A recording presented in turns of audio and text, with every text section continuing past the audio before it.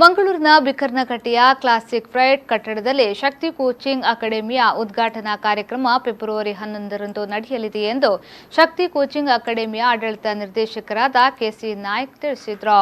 ಈ ಬಗ್ಗೆ ಮಂಗಳೂರಿನಲ್ಲಿ ಸುದ್ದಿಗೋಷ್ಠಿ ನಡೆಸಿ ಮಾತನಾಡಿದ ಅವರು, ಮಂಗಳೂರಿನ ಶಾರದಾ ಶಿಕ್ಷಣ ಸಂಸ್ಥೆಗಳ ಆಡಳಿತ ಮಂಡಳಿಯ ಅಧ್ಯಕ್ಷ ಪ್ರೊಫೆಸರ್ ಎಂಬಿ ಪುರಾಣಿಕ್ ಅವರು ಕಾರ್ಯಕ್ರಮವನ್ನು ಉದ್ಘಾಟಿಸಲಿದ್ದಾರೆ. ಸಮಾರಂಭದಲ್ಲಿ ಮಂಗಳೂರು ಮಹಾನಗರ ಪಾಲಿಕೆಯ ಮೇಯರ್ ಭಾಸ್ಕರ್ ಕೆ, ಸದಸ್ಯೆ ಸಬಿತಾ ಮಿಸ್ಕಿತ್ ಹಾಗೂ ದಕ್ಷಿಣ ಕನ್ನಡ ಪಿಯು ಕಾಲೇಜು ಪ್ರಾಚಾರ್ಯರ ಸಂಘದ ಅಧ್ಯಕ್ಷ ಕೆಕೆ ಉಪಾಧ್ಯಾಯ ಉಪಸ್ಥಿತರಿರುವರು.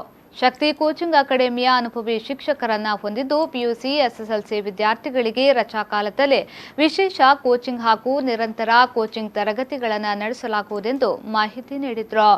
ಸೋಮವಾರ ಬೆಳಿಗ್ಗೆ 10 ಗಂಟೆಗೆ ನಾವು ಇಟ್ಕೊಂಡಿದ್ದೇವೆ.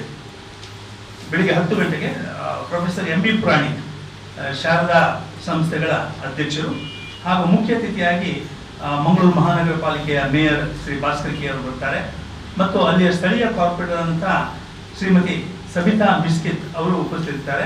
ಇನ್ನು ದಕ್ಷಿಣ ಕನ್ನಡ ಪದವಿ ಪೂರ್ವ ಕಾಲೇಜುಗಳ ಸಂಘದ ಅಧ್ಯಕ್ಷರಾದಂತಹ ಮಾನ್ಯ ಶ್ರೀ ಕೆಕೆ ಉಪಾಧ್ಯಾಯರು ಕೂಡ ಅಲ್ಲಿ ಉಪಸ್ಥಿತರಿದ್ದಾರೆ.